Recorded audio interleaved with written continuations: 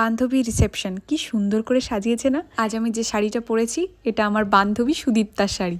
শাড়িটা খুব সুন্দর, লাইট ওয়েট শাড়িগুলো আমার খুব ভাল লাগে, ক্যারি করা খুব ইজি হয়। তোমরা আগের দিন বিয়ের লং ভিডিওতে দেখেছো এই যে আমার বান্ধবী সুদীপ্তা। আচ্ছা, কারা কারা এখনো লং ভিডিও দেখোনি, দেখে জানাও কেমন লাগলো।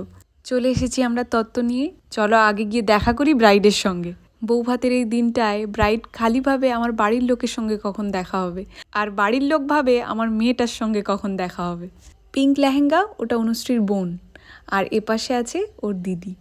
আর এদিকে দুই বান্ধবীর গল্প চলছে তো চলছেই। ফাঁকা টাইমে বাইরেটা একটু এলাম ফটো তুলবো বলে, যেগুলো আমি ইনস্টাতে তোমাদের সঙ্গে শেয়ার করব। আমি একটু পকোড়া খেলাম, ফুচকা আর খেলাম না। ফুল দিয়ে কি সুন্দর করে খাটটা সাজাচ্ছে দেখো।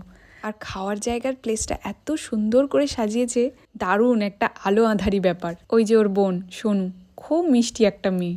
একসঙ্গে সব খেতে বসলাম।